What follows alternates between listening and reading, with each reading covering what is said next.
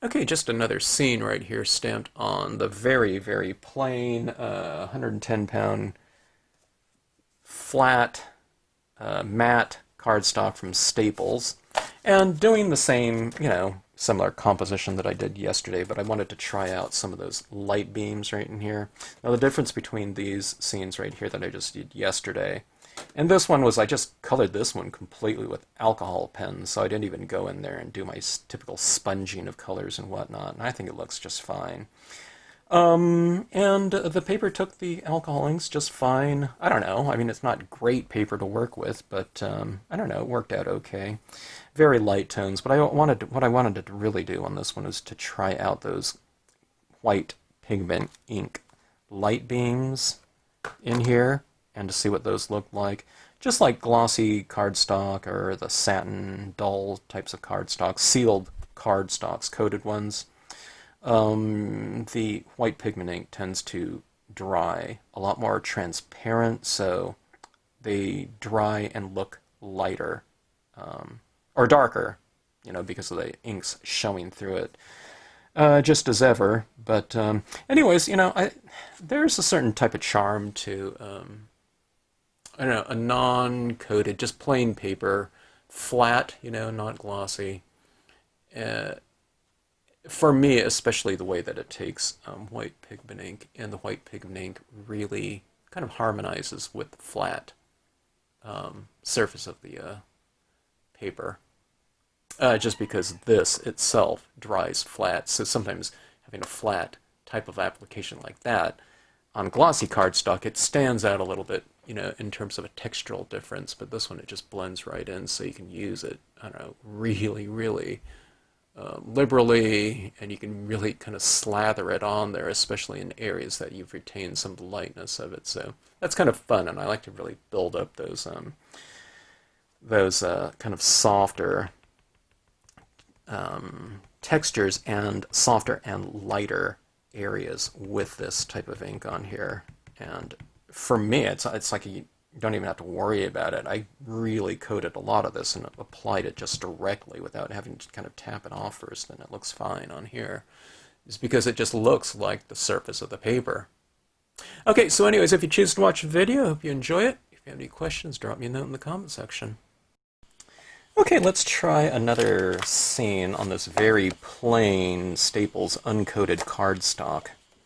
Let's go with the same composition. If you've watched my previous video, I was just kind of doing a paper test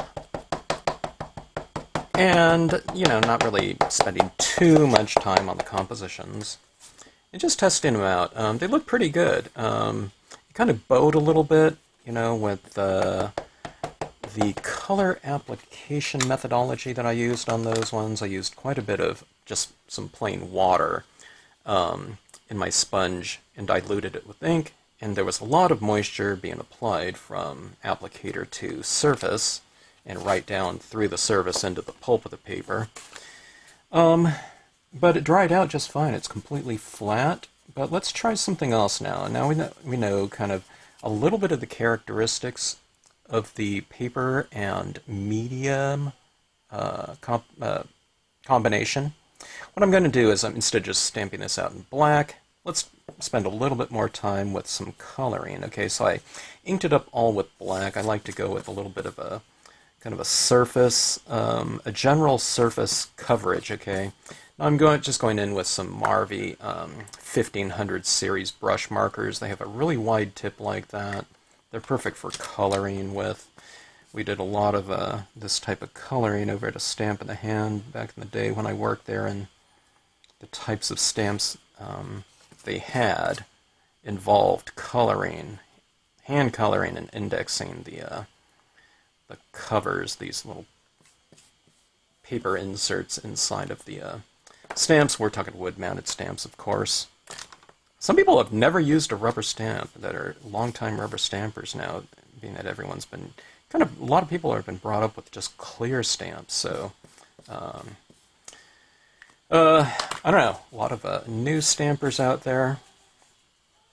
Relatively new. I'm an old stamper, Okay, let's try something here. We're going to go for kind of that airy type of look, which I think this plain paper is very conducive to that look, being that I like to use a lot of white pigment ink on there. It's a perfect match for just plain paper. And when I say plain paper, this is a cardstock. It's 110 pounds, so it's, you know, it's kind of, you know, postcard-ish in weight. It just doesn't have the coating on it, nor does it have like a glossy coating. So just very plain paper, okay? So that being said, I mean, what I'm doing right here on this piece of paper should be able to be, you know, applied on a lot of different surfaces. Okay, now I don't see a lot of different variation. There's a little bit of that olive greenish tinge up in those trees, okay? I don't see a lot of the blue that I used. I think the blues that I was using were, they're kind of dry, so it was kind of picking up more of the black that I inked it up in, but there's a slight kind of grayish blue tinge down here. I don't know if you can see it or not. Okay, so I'm going to go, like I said, I'm going to go through the same type of composition that I did previously, but we'll just go for a little bit more coverage, and I thought we'd try to add in some of those light beams that I like to do in scenes. Okay, this is the cloud cumulus right here. Maybe we'll try a few more touches, or just a little bit more coverage, maybe with some alcohol pens or something like that. Alright, this is just a Memento Bahama blue. It's basically a medium blue. You can use any kind of medium blue or light blue that you have. I wouldn't go too light. Okay, now I'm wiping off a good half-inch around here, just so that the transition between the impression and the perimeter is going to stamp out lighter, giving it a little bit more of a harmonious blend into my previous impression and into the open sky area. Okay? Now, there's a lot of tight detail on a lot of Stampscape stamps, so when you're using paper that has a little bit of tooth to it, or it has, you know, somewhat of a surface to it. I mean, this paper doesn't have like this, it's like sandpaper or something like that, but it does have a little bit of texture, so I do see some of that breaking up of the imagery, and it's happening throughout here too. You just can't see it as much because it's really just been defined. This design has been defined by a bunch of little dots, but where it starts moving into the solid areas, that's where you can see where this paper, the surface of it, the non-coated surface, comes into play. I don't really mind that. When I'm working on a smooth surface paper, you know, I don't want that. Okay, I want it, you know, a pretty clean impression, but we're going to try to work with this texturing on here. You just try to, you know, you try to utilize your surface, whatever you're using it for its strengths. Okay, now that breaking up of the imagery like that, I happen to think that it kind of lends itself to a softer looking scene. Imagery doesn't stamp out as dark as on a coated paper. It doesn't even have to be glossy coated, just a coated paper in general, because more of the ink stays on the surface, and it's very smooth. It's a clay surface, so it's going to have a nice smooth surface to it. But this fact, you know, the fact that it's kind of breaking up like that, and things are printing out lighter in general, we'll try to utilize that in this scene, in this depiction of what we're going after here. You know, where on other papers I'd probably go for something slightly different, although you could go for something very similar or the same. Okay, now let's see here. Let's try something here. Let's try to go for a lot of just marker coloring. How's that? This is a cool gray, azure blue. Now, I don't think this is going to blend in very easily at all. So I'm going to try to stick with some very, very light tones here. And we'll see if I have them in alcohol form. I'm looking for I thought I had a really super light blue. Here's aquamarine.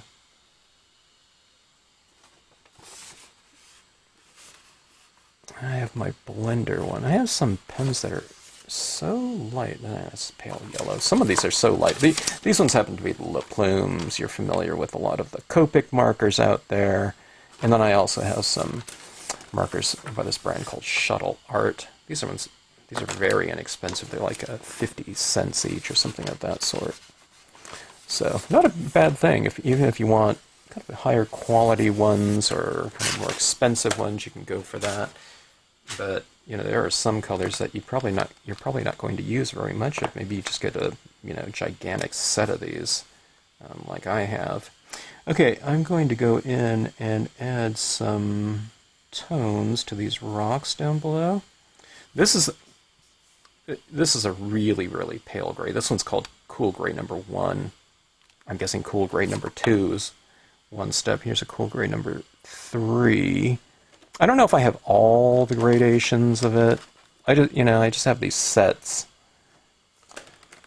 Here's one from Shuttle Art. Okay. Just very super light values you go in here. Now what I'm doing is I'm coloring these rocks, okay? But what I'll do is I won't color in all of them. What I'll do is I'll color, or all of them entirely. What I'll do is I'll go in and I'm kind of coloring the base of them, maybe about midway up or so that it looks like the light is reflecting off of the rocks. So I've colored in like the base of them. Go into the shadows as well if you want to. Let's go into it with the lighter version of it. So what you do is you kind of hit it with a darker tone at the base of these rocks. And as you move into it, you go a little bit, or as you move higher, you transition those tones with a lighter shade, so you get that gradation of dark to light. Okay. And I like to do these little striations in my water, like so.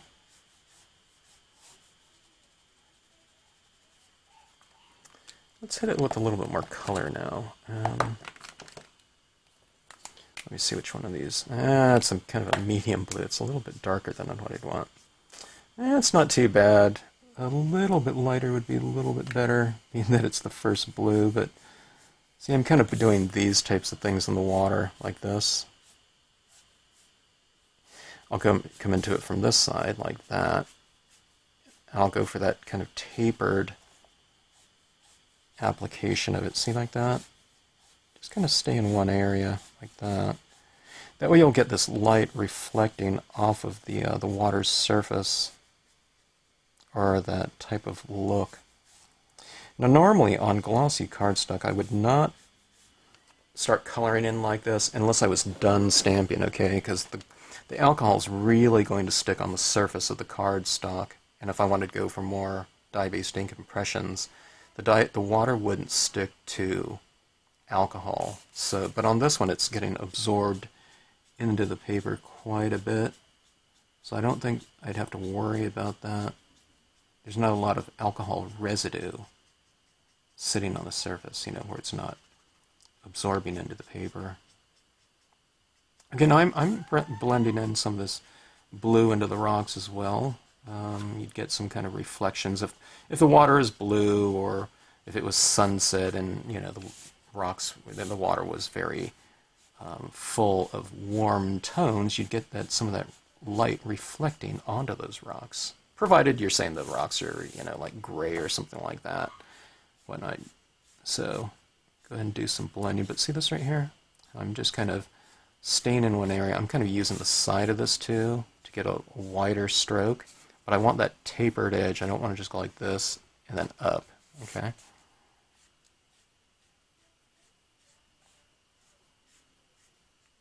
And I'm not a great colorist like this, okay?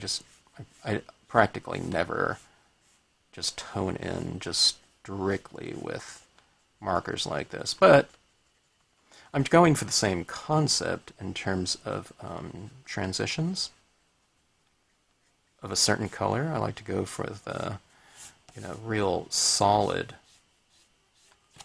application of it to a very tapered to nothing, so you get all the different ranges and value that that one color can provide. And I do that with dye-based inks, and I'm going for it here too. If I was using colored pencils or chalks or whatever, I would do the same thing. I'm just using a different medium for that. Okay.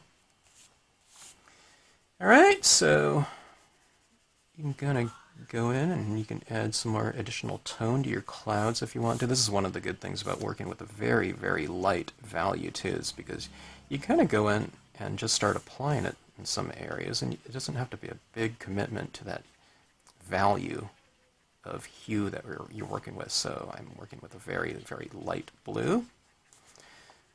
I want some of those clouds to remain nice and light so that it's casting the light.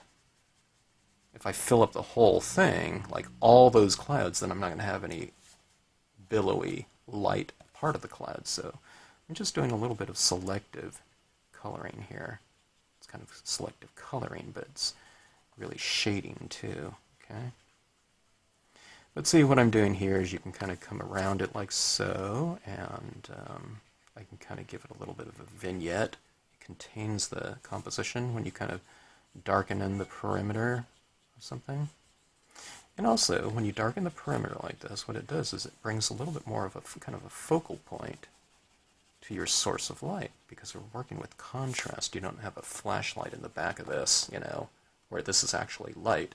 So if you make this area around it darker, or an area on your scene darker, then your lighter parts seem lighter by contrast. Make one thing darker, the lighter things will seem one step lighter. Okay, so we have that right there. We can really develop some shadows a little bit more now too, with some darker tones. I'd be careful, don't take up too big of a leap. That'd be my recommendation. Try to go just, kind of one step darker from what you were just applying. It's just less precarious. You can, but I don't know. Like this, my blending marker is not going to work because this gets completely soaked in, okay? I don't know, I can try it, but I don't think it'll work.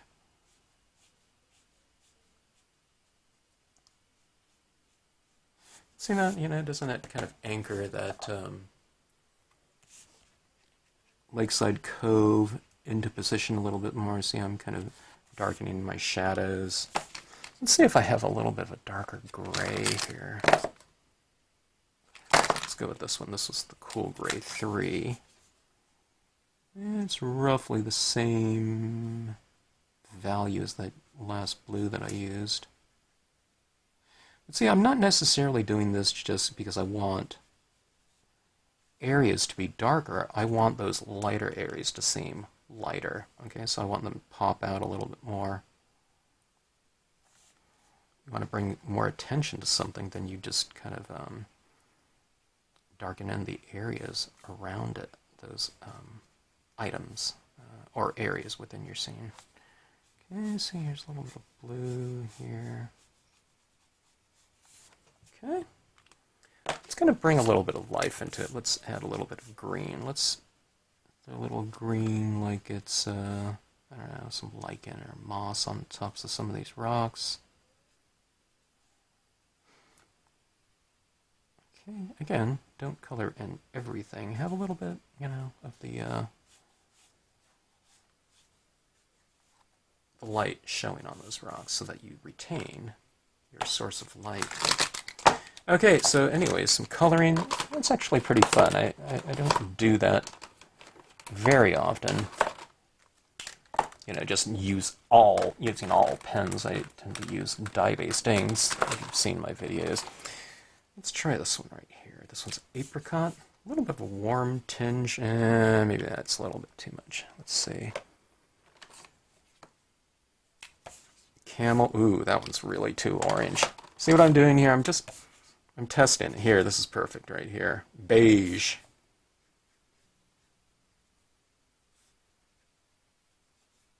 Okay. Just kind of warming up those rocks a touch, just to give them a little bit of a slight tinge, a slight warmth. to the hue. Alright, now this alone, as I've mentioned in my previous video, I don't find that to be terribly interesting, but I think that what we can do is we can really add in some great visual interest in terms of texture and lighting, and you know, with the texture we can add a really strong element of a soft element to this, and again that's just using some white pigment ink. And the white pigment ink works beautifully in this, on this surface right here. We're going to add this with a standard cotton ball, okay? And what we do is we start adding it in our lighter area, okay? It's where light meets dark. Okay, now these clouds I don't consider real dark, but it's, you know, a darker area, okay? And what we can do is we can add additional lighting to the illuminated areas of those clouds, okay? And it just adds a real soft touch to them. Where I go over these trees, it looks like light is hitting the trees, okay? I think these kind of lighter ones, it kind of reminds me of, I don't know, maybe like chalks or pastels. It's a friendly looking kind of depiction, I think, of this setting right here. It's just because it's an overall, just everything's kind of in, there's a lot of pastel tones in it. Even black, when stamped out, doesn't look black. It's more of like a 80% gray, at least in the Marvy ones, with some pads that are just, they're not as dark or vivid and bright as Marvy. You might stamp out a black on here and it might look, I don't know, like a 65 to 75% gray. It might look really light. You know, but again, that's not bad. What you can do is you can just utilize that. Just know what you're going to get when you're stamping it on, you know, a fairly absorbent type of paper, which again would be an uncoated type. Okay, now see this right here? Let's push the trees back a little bit, or a lot, visually. So this is how I'm kind of just going right over them with this pigment ink in the most distant areas of the shoreline. And see, doesn't that kind of push them back visually in terms of depth? And up here in these clouds, I don't know if you can tell, but it's just looking a little bit softer. Okay, and I was going to see if I can add in some kind of light beams. Let's give it a try. I don't think we're going to be able to see it very much, just because it is so light. Okay, I'm going to use a little vanishing point here. Okay, I'll put a very, very light little dot right there. Okay, and that's going to be my vanishing point for my light beams. Okay, and I think these light beams are going to be very, very pale, but we'll see. They could be very, very subtle, but I don't know, maybe that'll be good. I don't know. They might be completely invisible, where it's kind of pointless to do them, but, you know, just because I don't have a lot of contrast in the scene, so if you have this kind of beam of light, you know, kind of shining across something, the thing that defines this beam is the darkness in back of it, so we'll see if we can kind of get anything. Yeah. That shows up there, but it's going across a lot of trees, darker trees. Let's keep working with it here.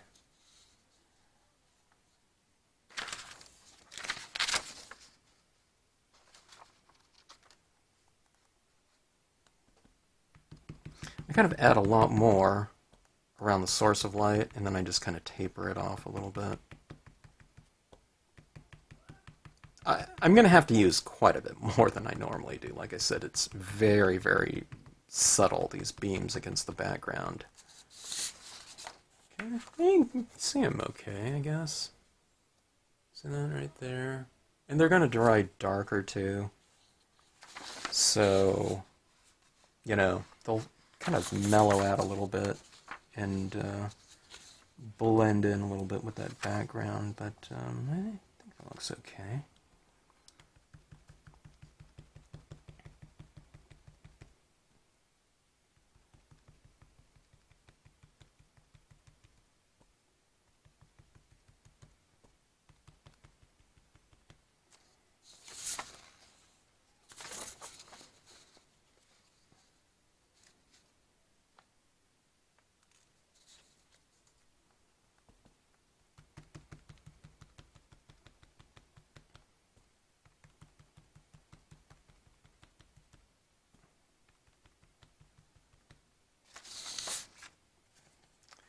See that kind of like that? I mean, it's just a little tiny bit of dynamics there.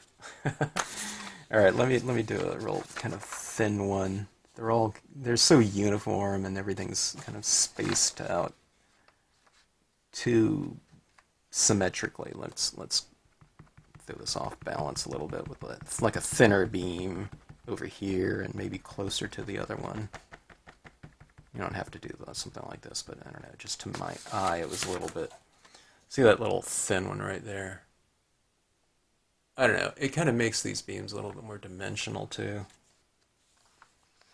by doing something like that. And see, I keep using that same vanishing point up there, and the two parts of that paper go to it. Let me do another beam that kind of seemingly, maybe, I don't know how it will look visually, but I'll try to make it go behind these trees here. So you have some beams kind of, maybe they're out in the distance, and some beams are kind of a little bit more forward. Something like that. Okay. All right, now after I do that, I usually like to blend those in a little bit more with some additional tone. Then it kind of brings this airiness into it. All right, now this is one type of process where on this paper, because it is so light, I am adding so much of this white pigment ink down, and I don't have to really worry about it looking real blobby, because with each tapping, even if I have a lot of ink on here, it doesn't seem to show up that much. Which, I don't know, for me it's kind of fun. You don't have to worry about anything. Not that I'm worried when I'm doing it on other types of surfaces. I'm a little bit more controlled, about when I do that. But on this one, with that kind of lighter, I don't know, appearance to everything, you can really add quite a bit and just blend it in, and it looks just fine. So again, that's kind of utilizing that aspect of the scene to your advantage, or of the medium to your advantage in the scene. Okay, I'm kind of adding some mist on the lake, so I've lightened up like all my rocks in there. Okay. Certain kind of airiness to it, like I said. And what we'll do is, this is looking a little bit too light, so we'll add that contrast back into the scene with our foreground imagery. So I'm not done. Okay, so something like that. Okay, now, so that really provides a pretty good foundation for our scene as it exists, but let's add in some foreground here. And let's see, let's go for something other than just reeds. Let me go find a couple trees.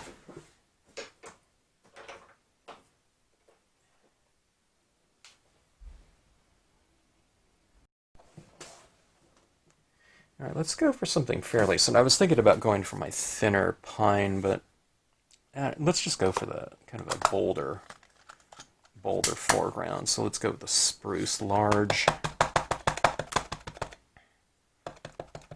Everything is so delicate in here. I'm just feeling going with something a little bit bolder might serve our purposes more.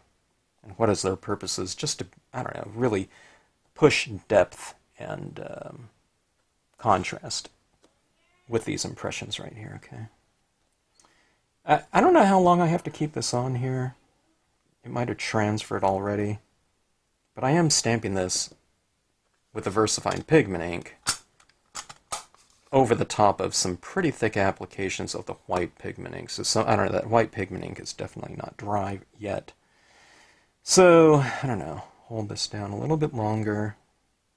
I'll try to allow that ink to kind of penetrate and transfer onto the surface.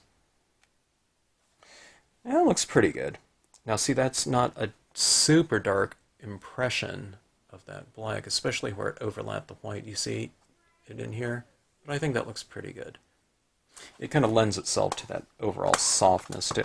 This is one ink right here that if you stamp it on a coated cardstock, it will really look. To me, it's about as dark as an ink gets, a black ink gets.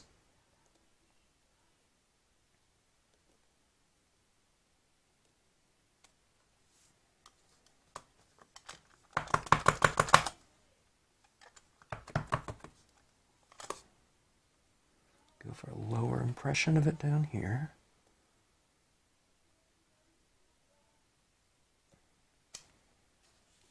Okay. Give it something like that. We got a little peekaboo area in here. Maybe I'll add a little character in here.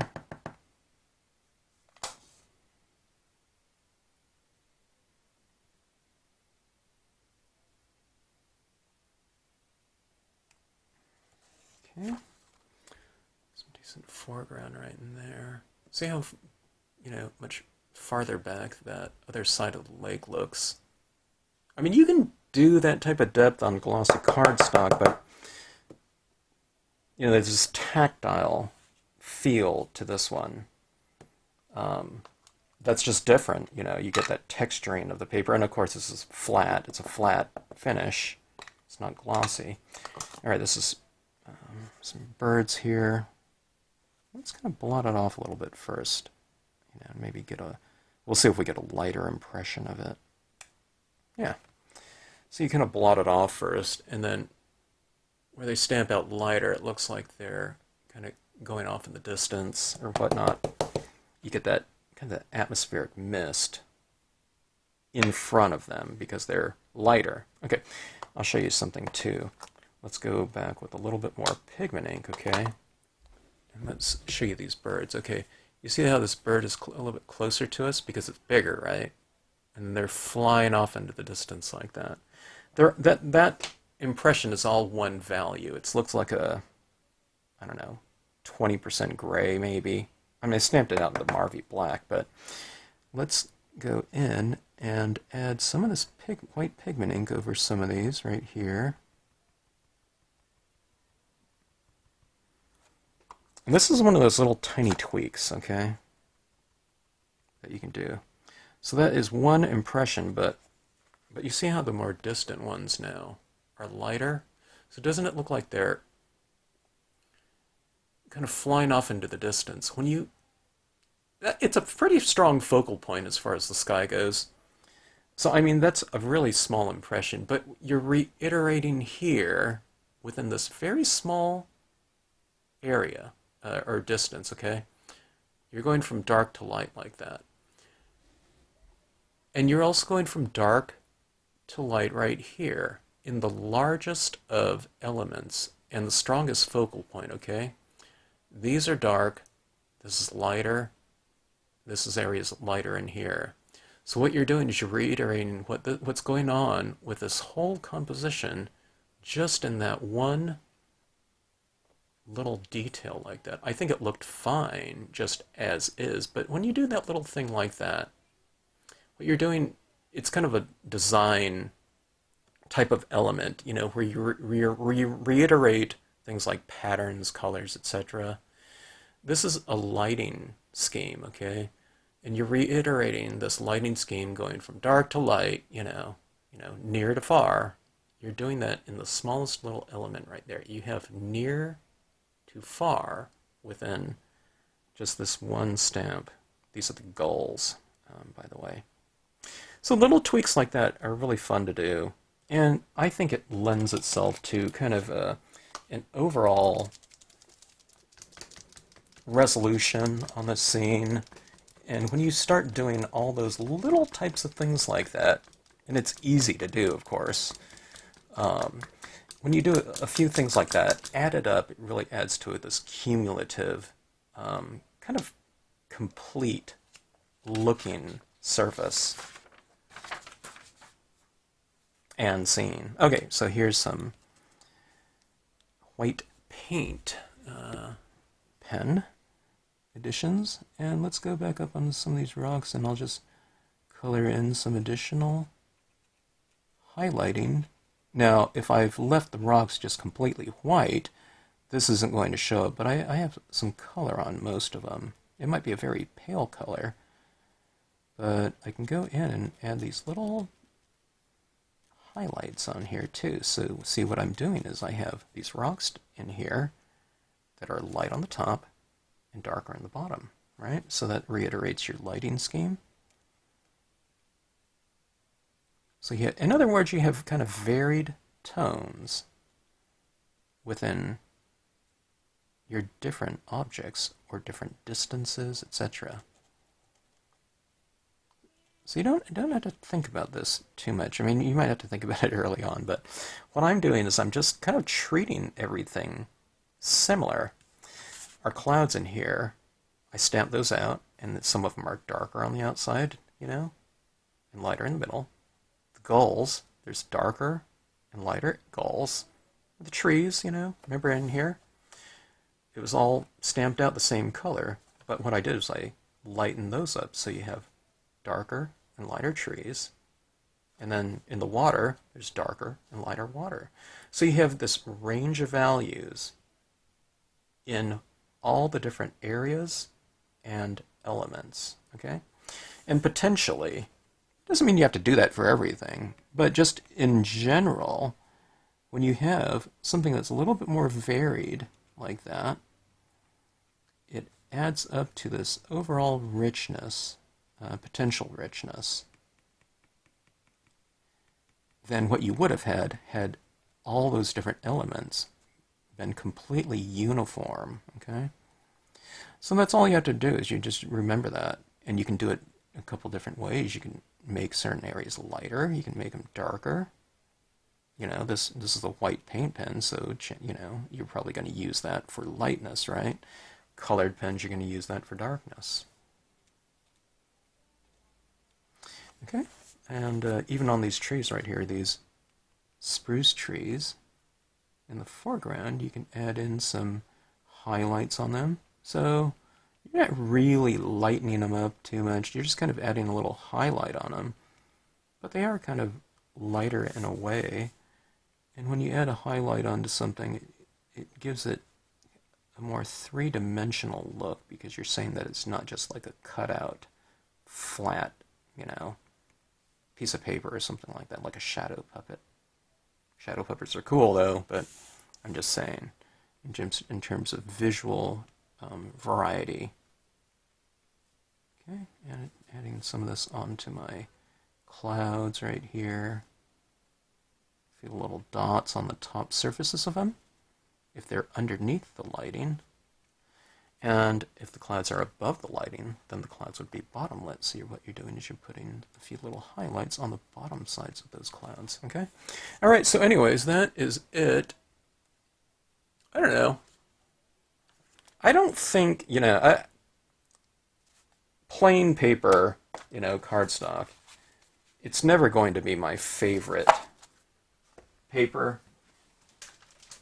It does have it's more limited, okay, than a coated paper, that where the media has the potential of achieving darker and more vibrant saturations. You know, I can tone down darker and brighter, but you can't necessarily increase them on this type of paper. But what you do is, you know, with these types of papers, you just use it for its strengths, you know. Like that black right there is a VersaFine black, and it's, you know, I put it over the top of that, you know, pigment ink down there, so it's lighter down here. But even right here, where it didn't really cover too much pigment ink, that at most is probably like a 90% gray, and it's going to dry and it's going to look even lighter. But there is a certain charm, I think, to matte paper again, and I certainly like the way white pigment ink looks on it. You don't even see those rays very much anymore.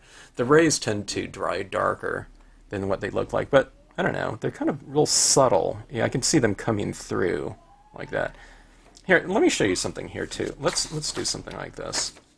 Speaking of rays disappearing, let's add in. Let me get my paper masks here. Okay, let me put that in now. Now remember, I stamped out my trees after I applied those rays. Let's go in here again and just let me find that focal point on that. Let's go back in here again now too. Let's add some of this, some of these rays coming down. I can't even see where they are. So, okay, I see it. Okay, now add to this tree in here. Let's go in and add that light beam in there a little bit stronger like that. See, like this? I can have that light beam kind of showing through that tree like that. You see that? Maybe we can do it on the other side as well. It's already doing that a little bit in that the black ink didn't stamp out so black over that white pigment ink, but I'll taper it a little bit. I'll have it kind of going on that tree, but then kind of tapering out a little bit. See that one right there? So it's going in front of it. So you have these beams kind of shining down, and it looks a little bit more dimensional. This one looks a little bit off balance there like that. So let's do another kind of beam coming in front of it. So it's a little bit more apparent what that is.